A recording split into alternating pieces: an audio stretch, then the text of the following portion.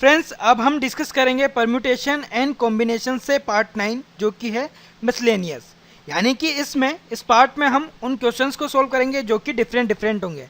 अब तक जो भी पार्ट हमने डिस्कस किए उनमें एक ही फॉर्मेट के क्वेश्चंस होते थे।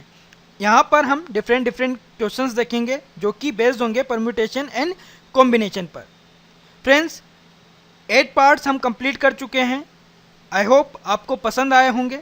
और अभी तक आपने वो पार्ट्स नहीं देखे हुए हैं परम्यूटेशन एंड कॉम्बिनेशन से, तो आप यहाँ पर क्लिक करके उन्हें देख सकते हैं। और जिन व्यूवर्स ने अभी तक हमारे इस चैनल को सब्सक्राइब नहीं किया है वो यहाँ पर क्लिक करके इसे सब्सक्राइब कर लें। जब आप सब्सक्राइब बटन पर क्लिक करेंगे, पास में बेल का सिंबल आपको दिखाई देगा, उस पर भी आपको क्लिक करना है। घंटी का चिन्ह आपको दिखाई देगा, उस पर आपको क्लिक करना है। सब्सक्राइब करने से फ्रेंड्स होगा क्या, ये मैं आपको बता दूँ।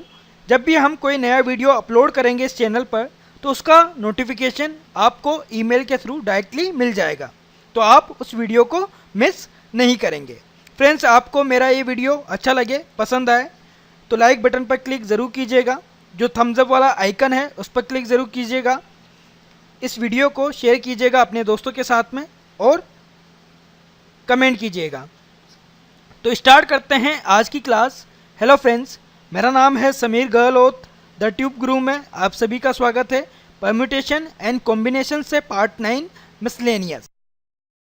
तो फर्स्ट क्वेश्चन यहाँ पर, in how many ways 3 books can be given away to 7 boys when each boy is eligible for any of the books. तो काफ़ी इजी क्वेश्चन है, सिंपल सा क्वेश्चन है। कॉन्सेप्ट अगर आप इसके पीछे का लॉजिक समझ जाते हैं तो ईजिली इसको सोल्व कर सकते हैं। देखिए कितने तरीके हैं 3 बुक्स देने के 7 बॉयज़ को, ठीक है, और हर एक बॉय एलिजिबल है हर एक बुक को लेने के लिए, ठीक है। तो कितने तरीके हैं ऐसे ताकि हम 3 बुक्स को 7 बॉयज़ में डिस्ट्रीब्यूट कर सकें और हर एक बॉय एलिजिबल है हर एक बुक के लिए, ठीक है।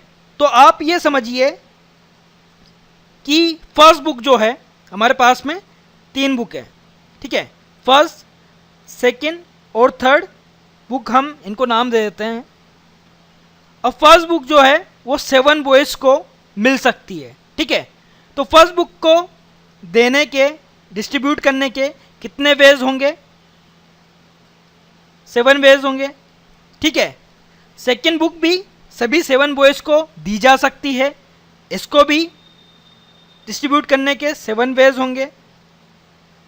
और थर्ड बुक जो है उसको भी हम 7 बॉयज़ को दे सकते हैं, हर एक बॉय को हम वो बुक दे सकते हैं।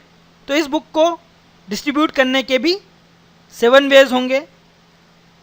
तो जो रिक्वायर्ड नंबर ऑफ वेज हैं वो हम फाइंड आउट कर सकते हैं। टोटल वेज की मैं यहाँ पर बात कर रहा हूँ, वो क्या होंगे? 7 इंटू 7 इंटू 7, ठीक है। तो फर्स्ट बुक भी देनी है, सेकंड बुक भी देनी है और थर्ड बुक भी देनी है। तो 7 इंटू 7 इंटू 7, या फिर हम बोल सकते हैं 7 का क्यूब। 7 का क्यूब कितना होता है? 343। तो रिक्वायर्ड नंबर ऑफ वेज कितने हैं? 343। अब नेक्स्ट क्वेश्चन देखिए, question number 2। In a meeting between 2 countries, each country has 12 delegates. All the delegates of one country shake hands with all delegates of the other country. Find the number of handshakes possible. तो friends, question क्या है? यहाँ पर meeting हो रही है 2 countries के बीच में, 2 राष्ट्रों के बीच में मीटिंग हो रही है और हर एक कंट्री के 12 पर्सन्स उस मीटिंग में शामिल हो रहे हैं। मान लीजिए 2 कंट्रीज क्या क्या हैं? ए और बी। ए के 12 पर्सन्स हैं और बी के भी 12 पर्सन से मीटिंग में शामिल होने वाले। अब कहा यह गया है कि हर एक डेलीगेट जो है, हर एक पर्सन जो है अदर कंट्री के ऑल डेलीगेट से हाथ मिलाता है, हैंडशेक करता है। तो टोटल कितनी बार हैंडशेक हुआ है, कितनी बार हैंडशेक होगा, वो काउंटिंग हमें बतानी है, वो नंबर हमें बताना है, ठीक है। तो इसको समझने के लिए इजीली जो एडिशन प्रोसेस है उसे ही हम यूज़ करेंगे। कॉन्सेप्ट बिल्कुल सिंपल है। देखिए, फर्स्ट पर्सन है वो अदर कंट्री के 12 पर्सन से हाथ मिलाएगा, ठीक है। यहाँ पर फर्स्ट पर्सन हम ए कंट्री का मानेंगे तो वो बी कंट्री के 12 पर्सन से हाथ मिलाएगा, तो फर्स्ट पर्सन 12 टाइम, ठीक है, 12 टाइम हाथ मिलाएगा। सेकंड पर्सन की बात करें तो वो अदर कंट्री के 12 पर्सन से हाथ मिलाएगा, ठीक है, अदर कंट्री के 12 पर्सन से हाथ मिलाएगा। थर्ड पर्सन की बात करें वो भी अदर कंट्री के 12 पर्सन से हाथ मिलाएगा। इसी तरीके से यहाँ पर जो 12 पर्सन है वो भी 12 पर्सन से हाथ मिलाएगा। सिंपली कितने टाइम हैंडशेक हुआ इसको हम काउंट कर सकते हैं, किस तरीके से, इन वैल्यूज़ को ऐड करके, यानी कि 12 टाइम हमें 12 को ऐड करना है, ठीक है, 12 टाइम हमें 12 को ऐड करना है, और 12 टाइम 12 को ऐड करना है, इसका मतलब हम कह सकते हैं 12 इंटू 12 बाई 2 को हमें 3 टाइम ऐड करना हो तो इसे हम यूँ भी तो लिख सकते हैं 2 इंटू 3। इसी तरीके से 12 को हमें 12 टाइम ऐड करना है, ठीक है, 12 को हमें 12 टाइम ऐड करना है, तो हम डायरेक्टली ये लिख सकते हैं 12 इंटू 12 कितना हो जाएगा 144, ठीक है। तो टोटल 144 टाइम हैंडशेक होगा। नंबर ऑफ पॉसिबल हैंडशेक कितने होंगे 144। तो कौन सा ऑप्शन राइट होगा यहाँ पर, ऑप्शन 2 144। अब थर्ड क्वेश्चन देखिए इस पार्ट से, how many necklaces of 12 beads can be made from 18 beads of various colours. काफ़ी इंपॉर्टेंट क्वेश्चन है फ्रेंड्स, और इस तरह के क्वेश्चंस काफ़ी पूछे जाते हैं एग्जाम्स में। तो इसको सोल्व करने का अप्रोच क्या रहेगा वो मैं आपको बता दूं, और पूछा क्या गया है ये भी आप समझ लीजिए। कितने तरह के नेकलेसेस बन सकते हैं 12 बीड्स के, 12 मनकों के, जबकि हमारे पास में 18 अलग अलग कलर के मनके हैं, ठीक है, 18 अलग अलग कलर के मनके हैं, जिनमें से 12 मनकों का या 12 मनकों से कितने हार हम बना सकते हैं, यहाँ पर यह पूछा गया है। तो सबसे पहले तो हमें क्या करना है, 18 मनके हैं हमारे पास में, ठीक है, 18 बीड्स हैं हमारे पास में, उनमें से 12 बीड्स को हमें सिलेक्ट करना है। अब सिलेक्ट करना है तो कौन सा फॉर्मूला हम यूज़ करेंगे, कॉम्बिनेशन का। तो 18 बीड्स में से हमें सिलेक्ट करने हैं 12 बीड्स, तो टोटल नंबर ऑफ वेज हमारे पास में आ जाएंगे कि कितने तरीक़ों से हम 18 मनकों से 12 मनके सिलेक्ट करेंगे, ठीक है। उनको भी हम काउंट करेंगे क्योंकि नेकलेसेस कितने तरीके से बन सकते हैं वो ज़रूरी है कि 18 में से हम कौन से मनके सिलेक्ट कर रहे हैं। अब दूसरी बात ये आती है कि 12 जो अलग अलग कलर के बीड्स होंगे उनसे अलग अलग तरह के नेकलेस बनेंगे, ठीक है, उनकी पोजीशन चेंज होगी तो अलग अलग तरह के नेकलेस बनेंगे, तो वो कितने डिफरेंट वेज होंगे, इसको समझने के लिए सर्कुलर अरेंजमेंट आपको समझना पड़ेगा, ठीक है। और जब हम क्वेश्चन डिस्कस कर रहे थे सर्कुलर अरेंजमेंट का, मैंने आपको बताया था जब भी सर्कुलर अरेंजमेंट हम करते हैं तो जो भी फर्स्ट पोजीशन पर हम पर्सन को बिठाते हैं तो उसको बिठाने का सिर्फ एक ही तरीका होता है, वन वे होता है। इस वजह से हम n फैक्टोरियल ना लेकर n-1 फैक्टोरियल लेते हैं। टोटल पॉसिबल वेज क्या होंगे, n-1 factorial, n factorial veg नहीं होंगे। अगर 6 पर्सन होते हैं तो 6 फैक्टोरियल टोटल डिफरेंट वेज नहीं होंगे, उनको अरेंज करने के कितने वेज होंगे, 6-1 यानी कि 5 फैक्टोरियल। अब ये बात कब होती है, जब एंटी क्लॉकवाइज और क्लॉकवाइज डायरेक्शन में जब हम अरेंज करें तो वो डिफरेंट डिफरेंट हो, ठीक है। क्लॉकवाइज और एंटी क्लॉकवाइज डायरेक्शन में हम अरेंज करें तो वो डिफरेंट डिफरेंट हो। लेकिन जब हम नेकलेस की बात करें, कोई माला की बात करें, तो वहाँ पर क्लॉकवाइज डायरेक्शन और एंटी क्लॉकवाइज डायरेक्शन सेम होती है। किस वजह से सेम होती है मैं आपको बता दूं। मान लीजिए ये एक हार है, ठीक है। अब यहाँ पर ये मन के पिरोए हुए हैं इसमें, और 4th नंबर पर जो मन का है, जो बीड है, ठीक है, उसकी हम बात करते हैं। अगर इस हार को हम पलट दें, ठीक है, इस हार को हम पलट दें तो पोजीशन जो है वो दूसरी तरीके से हो जाएगी, एंटी क्लॉकवाइज डायरेक्शन में हो जाएगी, ठीक है। अगर इसको हम क्लॉकवाइज डायरेक्शन मान लें तो ये एंटी क्लॉकवाइज डायरेक्शन में हो जाएगी। बट फर्क क्या पड़ा, मन का तो वही है और माला को हम पलट सकते हैं, ठीक है, माला को हम पलट सकते हैं। इस वजह से एंटी क्लॉकवाइज डायरेक्शन, ठीक है, और क्लॉकवाइज डायरेक्शन हम सेम मानते हैं किस में, जब नेकलेस की बात हो, जब कोई माला की बात हो। लेकिन सर्कुलर अरेंजमेंट में हम सर्कुलर टेबल को पलट नहीं सकते, ठीक है, तो वहाँ पर एंटी क्लॉकवाइज डायरेक्शन और क्लॉकवाइज डायरेक्शन दोनों डिफरेंट होती है। जब एंटी क्लॉकवाइज डायरेक्शन और क्लॉकवाइज डायरेक्शन डिफरेंट हो तो हम कितने नंबर ऑफ पॉसिबल वेज हो सकते हैं अरेंजमेंट के, उसको फाइंड आउट करने के लिए n-1 फैक्टोरियल लेते हैं। लेकिन माला के केस में anti clockwise direction clockwise direction same है और 2 टाइम काउंट ना हो, इस वजह से यहाँ पर जो पॉसिबल वेज होंगे काउंट करने के, जो अलग अलग अरेंजमेंट होंगे इन मनकों को यहाँ पर रखने के, माला में पिरोने के, वो क्या हो जाएंगे, n-1 फैक्टोरियल डिवाइडेड बाई 2, ठीक है। तो नेकलेस और माला से जुड़ा हुआ कोई क्वेश्चन आए, उसके अरेंजमेंट की बात आए, तो आप इस फॉर्मूले को यूज़ करेंगे n-1 फैक्टोरियल डिवाइडेड बाई 2। तो टोटल नंबर ऑफ वेज कितने हो जाएंगे, या फिर मैं कहूँ कि टोटल नंबर ऑफ नेकलेस क्या हो जाएंगे, रिक्वायर्ड नंबर ऑफ नेकलेस क्या हो जाएंगे। पहले तो हमें सिलेक्ट करना है, ठीक है, 18 मनकों में से 12 मनके सिलेक्ट करने हैं, तो उनके डिफरेंट वेज होंगे, तो 18 C12। अब 12 मनके जब हम सिलेक्ट कर लेंगे उसके बाद में हार में अरेंजमेंट होगा, ठीक है, डिफरेंट डिफरेंट अरेंजमेंट होगा मनकों का, तो वो साथ में हम लेंगे, एंड की कंडीशन रहेगी, एंड की कंडीशन रहेगी तो मल्टीप्लाई हम यहाँ पर कर रहे हैं n-1, n यहाँ पर जो मनकों की संख्या है वो, तो यहाँ पर 12 मनके हैं, तो n-1 12-1 कितना हो जाएगा, 11 फैक्टोरियल डिवाइडेड बाय 2, ठीक है। तो इसको हमें सोल्व करना है और जो भी वैल्यू आती है वो हमारा आंसर होगा। और ऑप्शंस को आप देखिए, ऑप्शंस में जो वैल्यूज़ हैं वो फैक्टोरियल के साथ में है, तो हमें बिल्कुल एग्जैक्टली इसे सोल्व करके वैल्यू नहीं फाइंड आउट करनी है, जो भी वैल्यू होगी वो इन्हीं टर्म्स में होगी, इस तरह से हमें आंसर को फाइंड आउट करना है। तो देखिए 18 से 12 को हम सोल्व करते हैं, तो 18 factorial divided bye 12 factorial, 18 minus 12 कितना हो जाएगा, 6 फैक्टोरियल, इनटू 11 फैक्टोरियल, इसे हम रहने देते हैं क्योंकि हमें वैल्यू जो है फैक्टोरियल में चाहिए, डिवाइडेड बाय 2।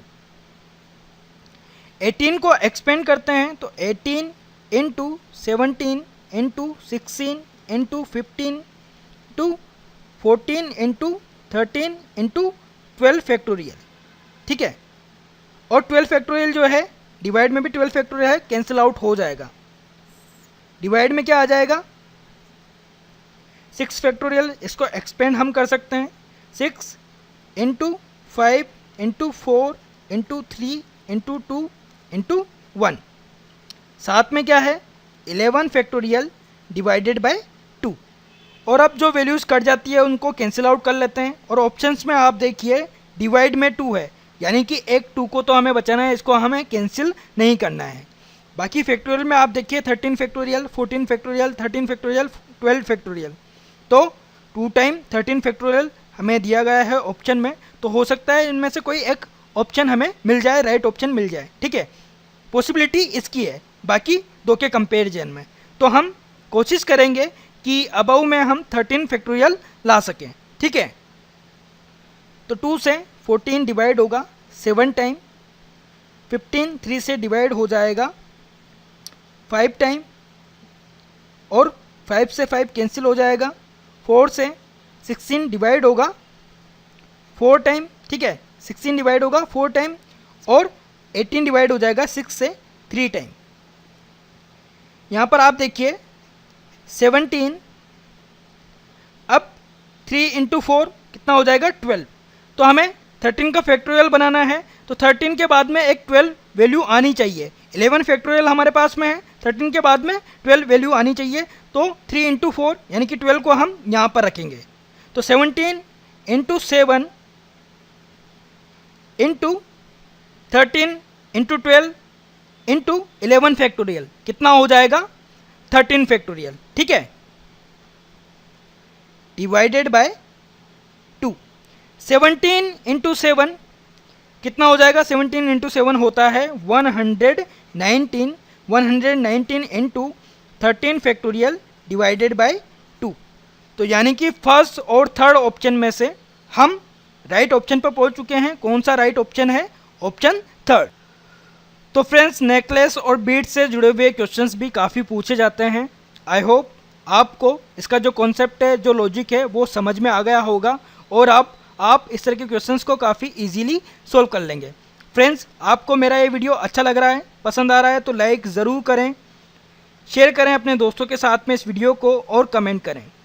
जिन व्यूवर्स ने अभी तक सब्सक्राइब नहीं किया है हमारे चैनल को, वो यहाँ पर क्लिक करके इस चैनल को सब्सक्राइब जरूर कर लें। अब देखिए इस पार्ट से question number 4, find the number of combinations that can be formed with 5 oranges, 4 mangoes and 3 bananas when 1 fruit of each kind is taken. तो क्वेश्चन बड़ा सिंपल है। यहाँ पर नंबर ऑफ कॉम्बिनेशंस हमें बताने हैं, या फिर नंबर ऑफ वेज में बोल सकता हूँ। किन से? 5 ऑरेंजेस से, 4 मैंगोज से और 3 बनानास से। 3 तरह के फ्रूट्स हैं और कंडीशन ये दी गई है कि हर एक तरह के फ्रूट से एक फ्रूट उस कॉम्बिनेशन में होना चाहिए। ठीक है, तो काफ़ी इजीली इसको आप सोल्व कर सकते हैं, क्योंकि कॉम्बिनेशन से जुड़ा हुआ क्वेश्चन है। यहाँ पर हमें सिलेक्ट करना है। ठीक है, यहाँ पर हमें सिर्फ सिलेक्ट करना है। तो 5 ऑरेंजेस में से एक फ्रूट होना ही चाहिए, तो 5C1। ठीक है, 5C1 साथ में, यानी कि एंड की कंडीशन लग रही है तो मल्टीप्लाई होगा। ठीक है, जो भी रिक्वायर्ड वेज हैं, रिक्वायर्ड कॉम्बिनेशन है, वो हम फाइंड आउट कर सकते हैं। 5C1 यानी कि 5 ऑरेंजेस में से एक ऑरेंज तो होना ही चाहिए, साथ में 4 मैंगोज में से एक मैंगो होना चाहिए, और साथ में 3 बनानाज में से एक बनाना होना चाहिए। तो टोटल नंबर ऑफ कॉम्बिनेशन क्या हो जाएंगे? 5C1 into 4C1 into 3C1। Solve कर लेते हैं इनको। 5C1 मतलब 5 factorial divided bye 1 factorial 5 minus 1 4 factorial into 4 factorial divided bye 1 factorial into 4 minus 1 that means 3 factorial into 3 factorial divided bye 1 factorial 3 minus 1 that means 2 factorial. अब देखिए friends, जब भी इस तरह की सिचुएशन आपको मिला है 5C1, इसका मतलब यह होता है कि NC1 हो। ठीक है, NC1 हो तो डायरेक्टली आप लिख सकते हैं N। इसका राइट आंसर क्या होगा? N। वैल्यू को सोल्व करने पर, फॉर्मूला के थ्रू भी हम सोल्व करें तो हमें वैल्यू क्या मिलेगी? N। ठीक है, तो यहाँ पर एक्सपेंड ना करें तो कोई दिक्कत नहीं है। अगर आपको ये प्रॉपर्टी ध्यान है कॉम्बिनेशन की, NC1 हो तो वैल्यू क्या होगी? N। तो यहाँ पर इसको सोल्व करने पर वैल्यू हमें मिलेगी 5, इसको सोल्व करने पर 4 और इसको सोल्व करने पर 3। तो 5 इंटू 4 20, 20 इंटू 3 कितना हो जाएगा? 6C। ठीक है, तो टोटल नंबर ऑफ कॉम्बिनेशन कितने होंगे? 6C। कौन सा ऑप्शन राइट होगा? Option first. अब 5th क्वेश्चन देखिए इस पार्ट से। On the occasion of a certain meeting each member gave shake hand to the remaining members. If the total shake hands were 28, how many members were present for the meeting. तो question में कहा गया है किसी अवसर पर एक meeting हुई और मीटिंग में जितने मेंबर्स थे उन्होंने एक दूसरे से हाथ मिलाए और टोटल 28 टाइम हाथ मिलाए गए। तो हमें ये बताना है कि उस मीटिंग में कितने मेंबर्स प्रेजेंट थे, उस मीटिंग को अटेंड करने वाले कितने मेंबर्स थे। इसके लिए ऑप्शंस दिए गए हैं। First 14, second 7, third 9, fourth 8, fifth none of these. तो सोल्व करते हैं इस क्वेश्चन को। लॉजिक क्या है इस क्वेश्चन को सोल्व करने का वो मैं आपको बता देता हूँ। देखिए 28 टाइम सेकेंड्स हुए टोटल, और 1 सेकेंड कब होगा? जब 2 पर्सन्स हाथ मिलाएंगे। ठीक है, 2 पर्सन्स हाथ मिलाएंगे। हम मान लेते हैं टोटल X मेंबर्स थे जो कि मीटिंग में थे, मीटिंग को अटेंड करने वाले टोटल X मेंबर्स थे। अब 2 पर्सन्स मिलकर हाथ मिलाएंगे, 1 सेकेंड हम उसे काउंट करेंगे। ठीक है, 2 पर्सन्स हाथ मिलाएंगे, 1 सेकेंड होगा। तो यहाँ से कॉम्बिनेशन के फॉर्मूले से हम काउंट कर सकते हैं XC2।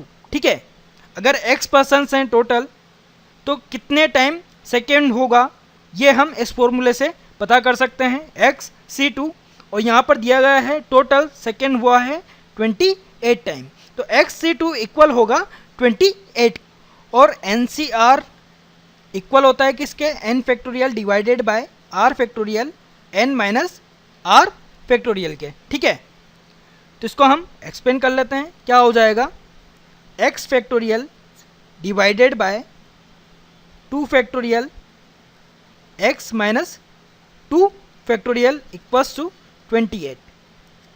x फैक्टोरियल को हम एक्सपेंड करें तो क्या हो जाएगा, x into X minus 1 into X minus 2 factorial divided by 2 factorial into X minus 2 factorial equals to 28।